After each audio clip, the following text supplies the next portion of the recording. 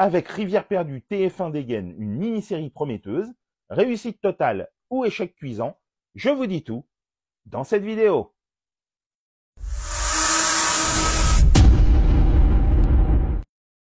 Salut à tous, dans cette nouvelle vidéo, je vous parle de Rivière perdue, la nouvelle mini-série de TF1, diffusée à partir de ce jeudi 11 janvier avec Barbara Cabrita, Nicolas Gob, Jean-Michel Tinivelli, Odile Vuillemin, Annelise M, Bruno Debrant et Kamel Belghazi.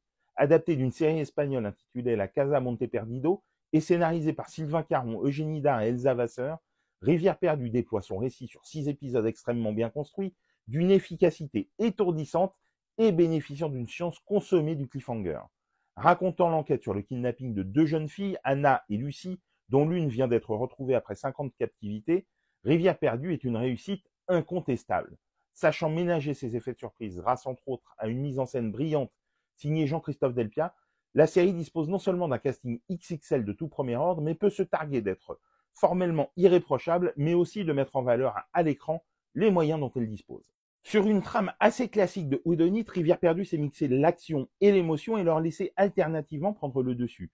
Pour qui aime le genre, c'est un régal de chaque instant, sachant même déjouer les attentes avec quelques rebondissements qui laissent bouche bée. À l'instar des plus redoutables Page Turner, impossible de décrocher quand on commence le visionnage de Rivière perdue, mais la série a la politesse de ne pas sacrifier ses personnages à une action, certes efficace, mais qui tournerait à vide sans cela. Du côté des interprètes, c'est un festival. Barbara Cabrita trouve ici un personnage qui semble un peu monolithique de prime abord, mais qui, dès qu'elle fend un peu l'armure, laisse passer une superbe humanité. Nicolas Gob est comme toujours excellent, en gendarme pugnace, et Jean-Michel Tinivelli est également parfait et totalement dans son élément. Du côté des familles des jeunes victimes, l'émotion est à tous les étages. Bruno Debrant a des scènes totalement déchirantes dont il s'acquitte avec brio, tout comme Odile Vuillemin dont la vulnérabilité derrière une apparente force est vraiment touchante.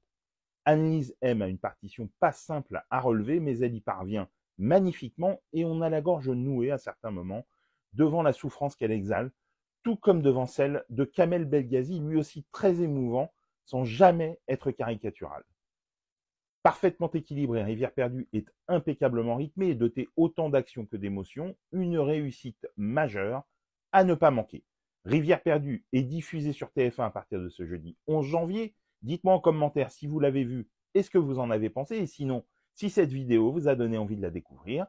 Et pour des conseils ciné, séries, livres, n'oublie pas de t'abonner.